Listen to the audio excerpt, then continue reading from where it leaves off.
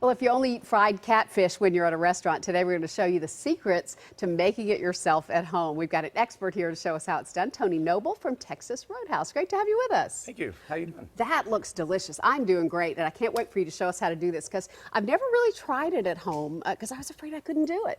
You know, we like to do things the easiest way possible. Okay. So which is what we're going to do today. Okay. You know? And really the ingredients are very easy. We're going to start off with salt, pepper, and a cornmeal.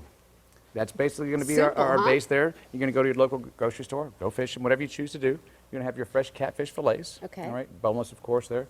And then what we're going to do, all we're going to do is dip it into our buttermilk.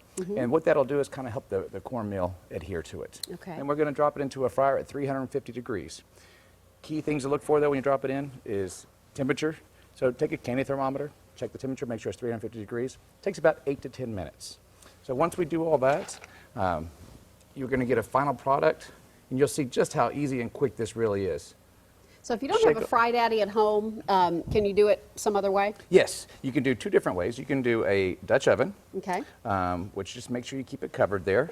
So that way the grease doesn't pop out everywhere, Yeah. and it becomes a dangerous situation there for anybody. So just a few inches of oil then? You don't need to completely submerge it? No, you just want to have enough there so it's submerged. You do want to have it submerged. Okay, all right. But as we do this, you'll see as we drop it inside there, it'll start frying up there, and it's going to She would do sink. double gloves. It's going to sink to the bottom. Okay. As it sinks to the bottom, what we're looking for then is about 8 to 10 minutes, and then once at that point, it should start floating directly to the top. Okay.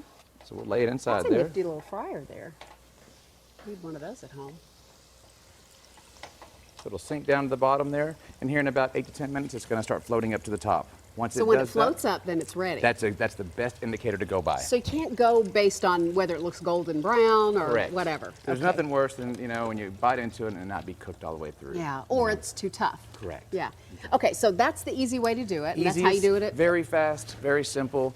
We keep it that easy. We want to make sure we make it things that are fantastic and legendary, and make sure that everything is made from scratch the same way. So Cool. You're going to show us another We're going to do another too. one there because we got Okay. some extra time there. This is a pan-fried version there. Some Okay. people don't like to have all the crispy texture on the outside and all the cornmeal breading and so forth. So what we're going to do is just do this kind of a Cajun style, and we'll just sprinkle our blackening seasoning on it. Now Can on we this flip side, it over too? Okay. You on got the this gloves. side I'll there, let you that'll do work that. out good. Cool. Good, nice, even coverage there. Okay. Great job.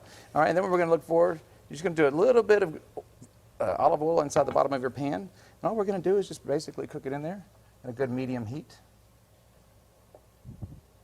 You didn't want it to splash me, did Yeah, you? no. That was my biggest fear We'll there. crank it up. Yeah. So what it's going to do, catfish is a very fragile fish when you're frying it in a pan like this. Okay. It'll fall apart very easily.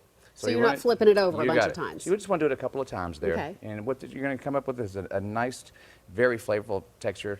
You'll have a nice blackened seasoned catfish there, and you can also have our fried catfish as well too. So That's really two nice. very easy recipes, but phenomenal. Yeah. Oh, phenomenal. Yeah, this would cut a few calories, I guess, if you're, Yes, if you absolutely. take out the breading. Some people don't like to have all the fried food, so they can do a pan fried with the olive oil, a little healthier, a little better that way. Super good.